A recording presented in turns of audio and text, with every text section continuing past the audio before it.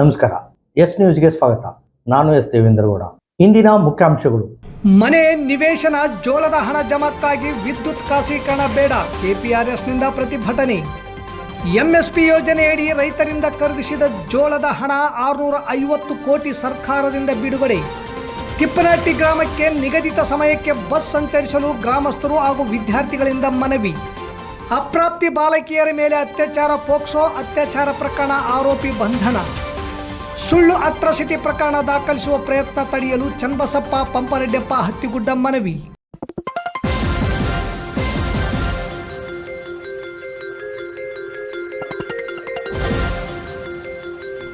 S news, ಇದು ನಿಮ್ಮ ಧ್ವನಿ.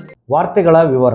20ಕ್ಕೂ ಹೆಚ್ಚು ವರ್ಷಗಳಿಂದ ಸರ್ಕಾರಿ ಜಾಗದಲ್ಲಿ ವಾಸವಾಗಿರುವ ಜನರಿಗೆ ಪಟ್ಟ ನೀಡಬೇಕು. ನಿವೇಶನ ರೈತರಿಗೆ ನಿವೇಶನ ನೀಡಬೇಕು. ಮುಂಗಾರು ಮತ್ತು ಹಿಂಗಾರಿನಲ್ಲಿ ಜೋಳ ಖರೀದಿಸಿದ ಹಣ ರೈತರ ಖಾತೆಗೆ ಜಮಾ ಮಾಡಬೇಕು. ವಿದ್ಯುತ್ ಹಂಚಿಕೆ ಟಾಟಾ ಕಂಪನಿಗೆ ನೀಡುವುದನ್ನು ವಿರೋಧಿಸಿ ಇಂದು ಕರ್ನಾಟಕ ಪ್ರಾಂತ ರೈತ ಸಂಘ ಜಿಲ್ಲಾ ಸಮಿತಿ ವತಿಯಿಂದ ರಾಯಚೂರಿನಲ್ಲಿ ಪ್ರತಿಭಟನೆ ನಡೆಸಿ ಮನವಿ ಪತ್ರ ಸಲ್ಲಿಸಲಾಯಿತು. ರಾಯಚೂರು ನಗರದ ಡಿಸಿ ಮನೆಯಿಂದ ಟಿಪ್ಪು ಸುಲ್ತಾನ್ ಗಾರ್ಡನ್ವರೆಗೆ ಮೆರವಣಿಗೆ ಮೂಲಕ ತೆರಳಿದ ತಾಲೂಕುಗಳಿಂದ ಆಗಮಿಸಿ ಸಂಘಟನೆ ಸದಸ್ಯರು ಪಾರ್ಕ್ನಲ್ಲಿ ಜಮಾಗೊಂಡು ಅಲ್ಲಿ ಅವರ ಸಮಸ್ಯೆ ಕುರಿತು ಕರ್ನಾಟಕ ಕೃಷಿ ಕೂಲಿಕಾರ ಮತ್ತು ಗ್ರಾಮೀಣ ಕಾರ್ಮಿಕರ ಸಂಘದ ರಾಜ್ಯ ಅಧ್ಯಕ್ಷರಾದ ಚಂದ್ರಪ್ಪ ಹೊಸಕೇರ, ಯಾದಗಿರಿ ಜಿಲ್ಲಾ ರೈತ ಸಂಘದ ಅಧ್ಯಕ್ಷರಾದ ಚನ್ನಪ್ಪ ಆನೆಗುಂದಿ, ಅಧ್ಯಕ್ಷ ಬಸವಂತರಾಯಗೌಡ ಕಲ್ಲೂರ್, ಜಿಲ್ಲಾ ಕಾರ್ಯದರ್ಶಿ ನರಸಣ್ಣ ನಾಯಕ್ ಮಾತನಾಡಿದರು. ಜಿಲ್ಲೆಯ ತುರ್ವಿಹಾಳ್, ಮಲ್ಲಾಪುರ, ಕಲ್ಲೂರ್, ಮಂಡಲಗುಡ್ಡ, ಗಣೇಕಲ್, ಪಲ್ಕನಮರಡಿ, ಗಲಗ್, ತಲೆಕಾನ್, ಯರದೊಡ್ಡಿ ಗ್ರಾಮದಲ್ಲಿರುವ ಸರ್ಕಾರಿ ಜಮೀನಿನಲ್ಲಿ ಸುಮಾರು 20ಕ್ಕೂ ಹೆಚ್ಚು ವರ್ಷಗಳಿಂದ ಜನ ವಾಸವಾಗಿದ್ದು ಇಲ್ಲಿಯವರೆಗೂ ಅವರಿಗೆ ಪಟ್ಟ ನೀಡಿಲ್ಲ. ಮನವಿ ಪತ್ರ ಸಲ್ಲಿಸಿದರೂ ಸ್ಪಂದಿಸಿಲ್ಲ.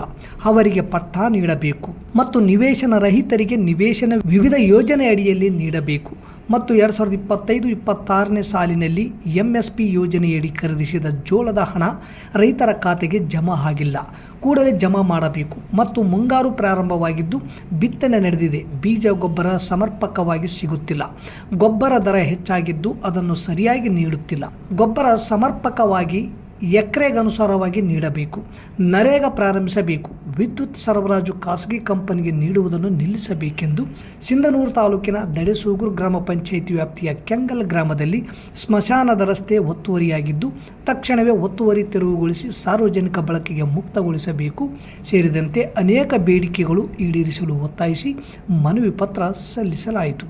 ಮನವಿ ಸ್ವೀಕರಿಸಲು ಆಗಮಿಸಿದ ಅಧಿಕಾರಿಗಳು 15 ದಿನಗಳ ಒಳಗಾಗಿ ಸಮಸ್ಯೆಗೆ ಸ್ಪಂದಿಸಿ ಸಭೆ ಕರೆಯುವುದಾಗಿ ತಿಳಿಸಿದರು. ಈ ಪ್ರತಿಭಟನೆಯಲ್ಲಿ KG Veeresh, Kariyappa Achcholli, Ranganagouda, S Devendragouda, Sabbir Jalahalli, H Padma, Penchalaiah, Rangappa Yapaldinni, Mounesh, Sekamma, Parimala Kallur, Nagaratna Turvihal, H Virupakshigouda, D Veeranagouda ಸೇರಿದಂತೆ ರೈತರು, ಕೂಲಿಕಾರರು ಭಾಗವಹಿಸಿದ್ದರು. ಸಮರ್ಪಕವಾಗಿ ಕೊಡಲೇಬೇಕು. ಎಲ್ಲ ಹಳ್ಳಿಗಳಲ್ಲಿ ನಿವೇಶನ ಮತ್ತು ನಿವೇಶನಕ್ಕೆ ದಾರಿಯನ್ನು ಕೊಡಲೇಬೇಕು. ಅಕ್ರಮವಾಗಿ ರೈತರ ಹೊಲಗಳಲ್ಲಿ ದಾರಿಯನ್ನು ಮಾಡಿರ್ತಕ್ಕಂಥವ್ರ ಮೇಲೆ ಕ್ರಮಗಳನ್ನು ತೆಗೆದುಕೊಳ್ಳಲೇಬೇಕು. ಮದುವೆಯಾಗಿ ಇಷ್ಟು ವರ್ಷ ಆದರೂ ಮಕ್ಕಳಾಗಿಲ್ಲ ಅಂತ ಯೋಚನೆ ಇದ್ದೇ ಇರುತ್ತೆ. ಆಡ್ಕೊಳ್ಳೋರು ಎಷ್ಟು ಜನನೋ, ಹೇಳೋರು ಎಷ್ಟು ಜನನೋ, ಒಂದೇ ಒಂದು ಹುಲ್ಕಡ್ಡಿನೂ ಬೆಳೆದಿಲ್ವಲ್ಲ ಅಂತ ಹಂಗ್ಸೋರು ಎಷ್ಟು ಜನನೋ. ಅದರಲ್ಲೂ ಪ್ರತಿಯೊಬ್ಬರು ಕೇಳೋರೆ, ಎಷ್ಟು ಜನ ಮಕ್ಕಳು, ಎಷ್ಟು ವರ್ಷ ಮಕ್ಕಳಿಗೆ, ಮಕ್ಕಳು ಏನು ಮಾಡ್ಕೊಂಡಿದ್ದಾರೆ, ಅವಾಗಾಗೋ ನೋವಿದೆಯಲ್ಲ, ಅನುಭವಿಸಿದವ್ರಿಗೆ ಗೊತ್ತು. ಬಟ್ ಇನ್ಮೇಲೆ ಆ ಯೋಚನೆ ಮಾಡಲೇಬೇಡಿ. ನಿಮ್ಗೂ ಮಕ್ಕಳಾಗೋ ಭಾಗ್ಯ ಇದ್ದೇ ಇದೆ. ಸಿಂಧನೂರಿನಲ್ಲಿರೋ ಸಂತಾನ ಬಂಜೇತನ IVF ಹಾಸ್ಪಿಟಲ್ ನಲ್ಲಿ ನಿಮ್ಗಿರೋ ಪ್ರತಿ ಚಿಂತೆಗೆ ಪರಿಹಾರ ಕೊಟ್ಟು ನಿಮ್ ಕನ್ಸನ್ನ ನನ್ಸಾಗಿಸ್ತಾರೆ. ಈ ಹಾಸ್ಪಿಟಲ್ಗೆ ವಿಸಿಟ್ ಮಾಡಿರೋ ಅದೆಷ್ಟೋ ದಂಪತಿಗಳಿಗೆ ಮಕ್ಕಳಾಗಿದೆ. ಇಲ್ಲಿರೋ ಎಲ್ಲ advanced technology treatment, experience specialist doctors ನಿಮ್ ಬಂಜೇತನದ ಕಾರಣಕ್ಕೆ ಚಿಕಿತ್ಸೆ ಮತ್ತು ಪರಿಹಾರ ಕೊಡ್ತಾರೆ. ಅಂಡ್ ನಿಮ್ ಯಾವ ಮಾಹಿತಿಯು ಯಾರಿಗೂ ಗೊತ್ತಾಗದಂತೆ ಗೌಪ್ಯತೆಯನ್ನ ಕಾಪಾಡುವ ಸುಸಜ್ಜಿತ ಚಿಕಿತ್ಸಾ ಕೇಂದ್ರ ಅಂದ್ರೆ ಇದು. What is the guarantee, madam? ಏನ್ ಗ್ಯಾರಂಟಿ ಕೊಡ್ತೀರಾ ಅಂತ?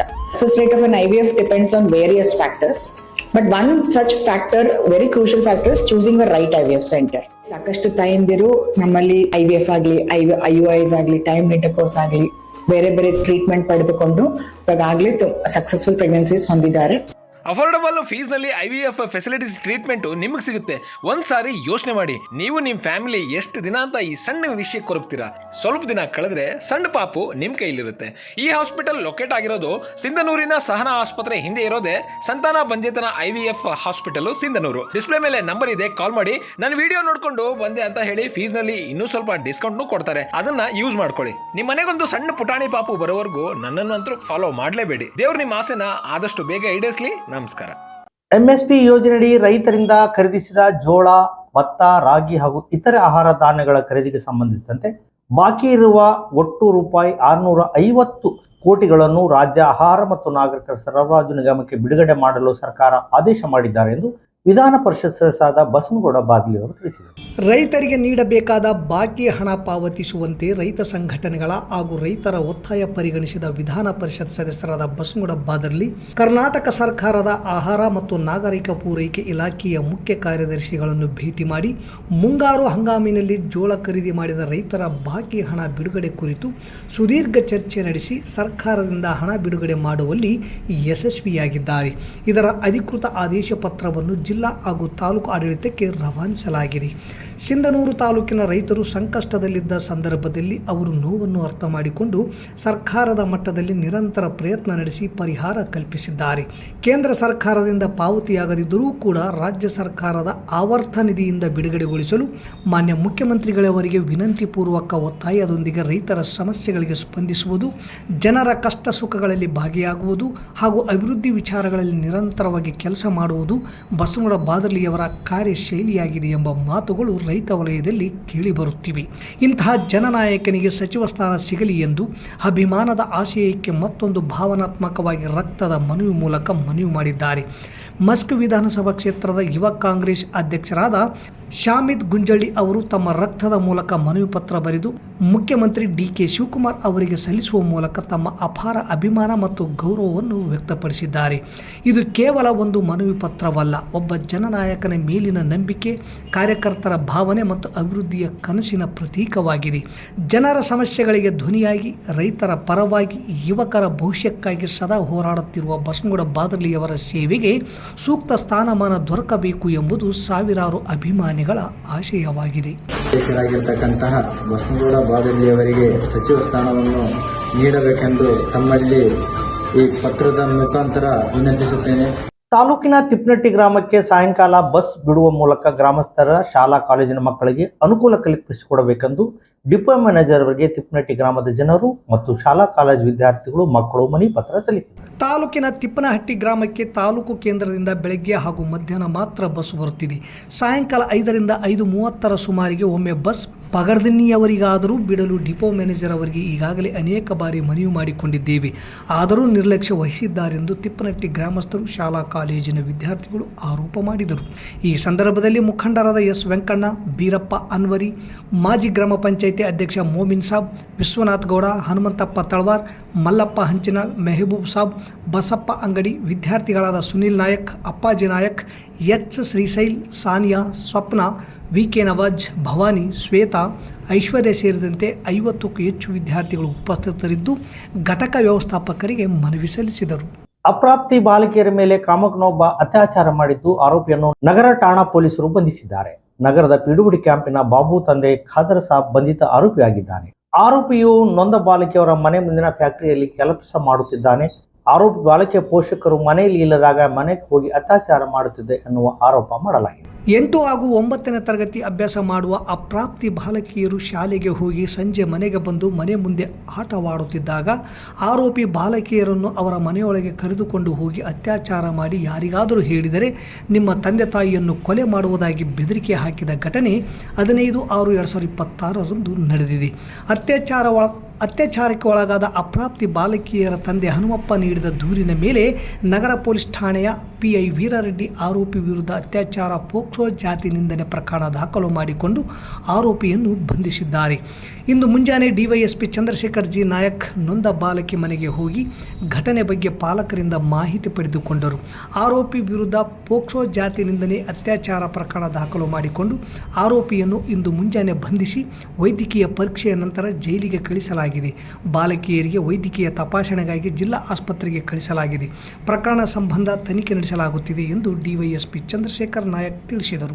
ಸಿಂಧನೂರು ದಲಿತ ಸಂಘರ್ಷ ಸಮಿತಿ ಮುಖಂಡರು ಹಾಗೂ ಕಾರ್ಯಕರ್ತರು ನನ್ನ ಮತ್ತು ಕುಟುಂಬದವರ ವಿರುದ್ಧ ಸುಳ್ಳು ಆರೋಪಗಳನ್ನು ಮಾಡಿ ವಿವಿಧ ಪೊಲೀಸ್ ಠಾಣೆಗಳಲ್ಲಿ ಅಟ್ರಾಸಿಟಿ ಪ್ರಕರಣ ದಾಖಲಿಸುವ ಪ್ರಯತ್ನ ಮಾಡುತ್ತಿದ್ದಾರೆ ಎಂದು ಸಿಂಧನೂರಿನ ಚನ್ನಬಸಪ್ಪ ತಂದೆ ಪಂಪರೆಡ್ಡಪ್ಪ ಹತ್ತಿಗುಡ್ಡ ಆರೋಪಿಸಿದರು. ರಾಯಚೂರು ನಗರದ ಪತ್ರಿಕಾ ಭವನದಲ್ಲಿ ಸುದ್ದಿಗೋಷ್ಠಿಯಲ್ಲಿ ಮಾತನಾಡಿದ ಚನ್ನಬಸಪ್ಪನವರು, ವೀರಪ್ಪ ತಂದೆ ಆದಪ್ಪ ಸಿಂಧನೂರು, ಜಾಕೋಬ್ ದೊಡ್ಡಮನಿ ಧುಮತಿ, ಹನುಮಂತ ತಂದೆ ಬಸಪ್ಪ ಹಂಪನಾಳ್ ತಾಲೂಕು ಸಿಂಧನೂರು ಇವರೆಲ್ಲರ ಮೇಲೆ ಹಣಕಾಸಿನ ವಿಚಾರವಾಗಿ ದೂರು ದಾಖಲಾಗಿರುವ ಕಾರಣ ವಿನಾಕಾರಣವಾಗಿ ಕೆಲ ದಲಿತ ಸಂಘಟನೆ ಕಾರ್ಯಕರ್ತರು ನನ್ನ ಮತ್ತು ಕುಟುಂಬಸ್ಥರ ಮತ್ತು ಹಿತೈಷಿಗಳ ಮೇಲೆ ಇಲ್ಲ ಸಲ್ಲದ ಸುಳ್ಳು ಆರೋಪ ಮಾಡಿ ವಿವಿಧ ಪೊಲೀಸ್ ಠಾಣೆಗಳಲ್ಲಿ ಅಟ್ರಾಸಿಟಿ ಕೇಸ್ ದಾಖಲಿಸಿರುವ ಮತ್ತು ದಾಖಲಿಸಲು ಪ್ರಯತ್ನಿಸುತ್ತಿರುವುದು ಗಮನಕ್ಕೆ ಬಂದಿರುತ್ತದೆ ಎಂದರು. ಇವರ ವಿರುದ್ಧ ದೂರುಗಳು ದಾಖಲಾದ ಹಿನ್ನೆಲೆಯಲ್ಲಿ ಅಪರಾಧಗಳಿಂದ ಪಾರಾಗಲು ನನಗೆ ಹೆದರಿಸಿ ಬೆದರಿಸಿ ದೂರುಗಳನ್ನು ವಾಪಸ್ ಪಡೆಯುವಂತೆ ಮಾಡುವ ಉದ್ದೇಶದಿಂದ ಈ ರೀತಿಯಾಗಿ ವರ್ತಿಸುತ್ತಿದ್ದಾರೆ. ಈ ಎಲ್ಲ ಘಟನೆಗಳಿಗೆ ವೀರಪ್ಪ ತಂದೆ ಆದಪ್ಪನವರು ಸುಪಾರಿ ಕೊಟ್ಟು DSSನವರಿಂದ ಬೆದರಿಕೆ ಹಾಕಿಸುತ್ತಿದ್ದಾರೆ ಎಂದರು. ದಲಿತ ಮುಖಂಡರು ಮಾಡಿದ ಅಪರಾಧಗಳಿಂದ ತಪ್ಪಿಸಿಕೊಳ್ಳಲು ಅನೇಕ ಸಂದರ್ಭಗಳಲ್ಲಿ ಸುಳ್ಳು ಅಟ್ರಾಸಿಟಿ ದೂರು ದಾಖಲಿಸಿ ಹಿಂದುಳಿದ ಮತ್ತು ಸಾಮಾನ್ಯ ವರ್ಗದವರ ಮೇಲೆ ದೌರ್ಜನ್ಯ ತಂತ್ರಗಾರಿಕೆ ಮಾಡುತ್ತಿದ್ದಾರೆ. ಅಟ್ರಾಸಿಟಿ ಕಾನೂನು ದುರುಪಯೋಗಪಡಿಸಿಕೊಂಡು ಗುರಾಣಿಯಂತ ಬಳಸುವ ಮೂಲಕ ದುರ್ಬಳಕೆ ಮಾಡಿಕೊಳ್ಳುತ್ತಿದ್ದಾರೆ ಎಂದು ಆರೋಪಿಸಿದರು. ಜಿಲ್ಲಾ ಪೊಲೀಸ್ ವರಿಷ್ಠಾಧಿಕಾರಿಗಳು ಎಲ್ಲ ಪೊಲೀಸ್ ಠಾಣೆಗಳಿಗೆ ಸೂಕ್ತ ಸೂಚನೆ ನೀಡಿ ನನ್ನ ಮೇಲೆ ನಡೆಯುವ ದೌರ್ಜನ್ಯ ಅಲ್ಲೇ ತಡೆಯುವಂತೆ ಮಾಡಬೇಕು ಹಾಗೂ ಸುಳ್ಳು ಅಟ್ರಾಸಿಟಿ ಕೇಸ್ ಮಾಡುವ DSS ಮುಖಂಡರ ವಿರುದ್ಧ ಸೂಕ್ತ ಕಾನೂನು ಕ್ರಮ ಜರುಗಿಸುವಂತೆ ಒತ್ತಾಯಿಸಿದರು. ಈ ಸಂದರ್ಭದಲ್ಲಿ ಶಂಕರ್ ನಾಯಕ್ ತುರಿವಾಳ್ ಉಪಸ್ಥಿತರಿದ್ದರು. ಇಲ್ಲಿಗೆ ವಾರ್ತಾ ಪ್ರಸಾರ ಮುಕ್ತಾಯವಾಯಿತು. ನಿರಂತರ ಸುದ್ದಿಗಾಗಿ ವೀಕ್ಷಿಸಿ ಎಸ್ ನ್ಯೂಸ್. ಇದು ನಿಮ್ಮ ಧ್ವನಿ. ನಮಸ್ಕಾರ. ಪ್ರಿಯ ಪಾಲಕರೇ, ನಿಮ್ಮ ಮಕ್ಕಳ ಉಜ್ವಲ ಭವಿಷ್ಯಕ್ಕಾಗಿ ಕೇಂದ್ರ ಮತ್ತು ರಾಜ್ಯ ಸರ್ಕಾರದಿಂದ ಮಾನ್ಯತೆ ಪಡೆದಿರುವ ಸನ್ರೈಸ್ ಗ್ರೂಪ್ ಆಫ್ ಇನ್ಸ್ಟಿಟ್ಯೂಷನ್ ಹಾಗೂ D pharmacy, nursing, paramedical college Sindhanur ಸಂಸ್ಥೆಗೆ ಇಂದೇ ಭೇಟಿ ನೀಡಿ ಆರೋಗ್ಯ ಕ್ಷೇತ್ರದಲ್ಲಿ ನಿಮ್ಮ ಭವಿಷ್ಯವನ್ನು ನಿರ್ಮಿಸಿಕೊಳ್ಳಿ. ಕಾಲೇಜಿನಲ್ಲಿರುವ ಕೋರ್ಸ್ಗಳು: ಡಿ ಫಾರ್ಮಸಿ ಅವಧಿ 2 ವರ್ಷ, ವಿದ್ಯಾರ್ಹತೆ PUC ಸೈನ್ಸ್ ಪಾಸ್ ಅಥವಾ NIOS ಪಾಸ್. ನರ್ಸಿಂಗ್ GNM ಅವಧಿ 3 ವರ್ಷ, ವಿದ್ಯಾರ್ಹತೆ PUC ಕಲಾ ವಿಜ್ಞಾನ ಮತ್ತು ವಾಣಿಜ್ಯ. Paramedical college DMLT, DHI, DOT and AT ಅವಧಿ 3 ವರ್ಷ, ವಿದ್ಯಾರ್ಹತೆ SSLC ಹಾಗೂ ದ್ವಿತೀಯ PUC ವಿಜ್ಞಾನ ಪಾಸ್. ಈ ಸಂಸ್ಥೆಯ ವಿಶೇಷತೆಗಳು: ಅನುಭವಿ ಹಾಗೂ ನುರಿತ ಉಪನ್ಯಾಸಕರಿಂದ ಬೋಧನೆ, ವಿದ್ಯಾರ್ಥಿಗಳಿಗೆ ಪ್ರಾಯೋಗಿಕ ಹಾಗೂ ವೈದ್ಯಕೀಯ ಕಲಿಕಾ ಅನುಭವವನ್ನು ಹೆಚ್ಚಿಸುವ ಉದ್ದೇಶದಿಂದ ಸಿಂಧನೂರು ಪಟ್ಟಣದ ವಿವಿಧ ಆಸ್ಪತ್ರೆಗಳಲ್ಲಿ ವೈದ್ಯರು ಮತ್ತು ಹಿರಿಯ ನರ್ಸ್ಗಳ ಮಾರ್ಗದರ್ಶನದಲ್ಲಿ ಪ್ರಾಯೋಗಿಕ ಕಲಿಕೆ. ಪ್ರತಿ ಶನಿವಾರ ತಜ್ಞ ವೈದ್ಯರಿಂದ ವಿಶೇಷ ಉಪನ್ಯಾಸ. ವಿದ್ಯಾರ್ಥಿಗಳಿಗೆ ಕಲಿಕಾ ಅನುಭವಕ್ಕಾಗಿ ಸಿಂಧನೂರು ಹಾಗೂ ವಿವಿಧ ನಗರದ ವೈದ್ಯರ ವತಿಯಿಂದ ಉಚಿತವಾಗಿ ನಡೆಯುವ ಸುಮಾರು ಆರೋಗ್ಯ ತಪಾಸಣಾ ಶಿಬಿರ ಹಾಗೂ ಸ್ವಯಂ ಪ್ರೇರಿತ ರಕ್ತದಾನ ಶಿಬಿರದಲ್ಲಿ ವಿದ್ಯಾರ್ಥಿಗಳು ಭಾಗವಹಿಸಿ ವಿಶೇಷ ಕಲಿಕಾ ಅನುಭವವನ್ನು ಪಡೆದಿರುತ್ತಾರೆ. ಸಮಾಜದಲ್ಲಿ ಆರೋಗ್ಯದ ಅರಿವು ಮೂಡಿಸುವ ಉದ್ದೇಶದಿಂದ ವಿದ್ಯಾರ್ಥಿಗಳ ಸಹಭಾಗಿತ್ವದಲ್ಲಿ ವಿವಿಧ ಆರೋಗ್ಯ ಜಾಗೃತಿ, ಆರೋಗ್ಯ ಜಾಥಾ ಕಾರ್ಯಕ್ರಮಗಳು ಹಾಗೂ ಆರೋಗ್ಯ ಶಿಕ್ಷಣ ಚಟುವಟಿಕೆಗಳನ್ನು ಹಮ್ಮಿಕೊಳ್ಳಲಾಗುತ್ತದೆ. ಪರಿಸರ ಸ್ವಚ್ಛತೆ ಮತ್ತು ಆರೋಗ್ಯಕರ ಜೀವನ ಶೈಲಿಯ ಕುರಿತು ಜನರಲ್ಲಿ ಅರಿವು ಮೂಡಿಸಲಾಗುತ್ತದೆ. ಸುಸಜ್ಜಿತ ಕಟ್ಟಡಗಳು, ಸ್ಮಾರ್ಟ್ ಕ್ಲಾಸಸ್, ಆಧುನಿಕ ಲ್ಯಾಬ್ ಸೌಲಭ್ಯಗಳು ಹಾಗೂ ಪ್ರಾಯೋಗಿಕ ತರಬೇತಿ ವ್ಯವಸ್ಥೆ. ವಿದ್ಯಾರ್ಥಿಗಳ ಸುರಕ್ಷತೆಗಾಗಿ CC ಕ್ಯಾಮೆರಾ ಅಳವಡಿಸಲಾಗಿದೆ. ವಿದ್ಯಾರ್ಥಿಗಳಿಗೆ ವಿವಿಧ ಖಾಸಗಿ ಆಸ್ಪತ್ರೆಗಳು ಹಾಗೂ ವಿವಿಧ ಫಾರ್ಮಾ ಕಂಪನಿಗಳ ಸಹಯೋಗದಲ್ಲಿ ಕ್ಯಾಂಪಸ್ ಸಂದರ್ಶನದ ಮೂಲಕ ನೇರ ಉದ್ಯೋಗದ ಅವಕಾಶವನ್ನು ಕಲ್ಪಿಸಲಾಗುತ್ತದೆ. ಪ್ರವೇಶಕ್ಕಾಗಿ ಹಿಂದೆ ಸಂಪರ್ಕಿಸಿ. ಇರ್ಫಾನ್ K, ಅಧ್ಯಕ್ಷರು, sunrise D pharmacy, nursing, paramedical college, Vasavi ಕಲ್ಯಾಣ ಮಂಟಪದ ಮುಂಭಾಗ, PWD ಕ್ಯಾಂಪ್, ರಾಯಚೂರು ರಸ್ತೆ, ಸಿಂಧನೂರು. Mobile number 8197143588, 8904242655, 90367313855.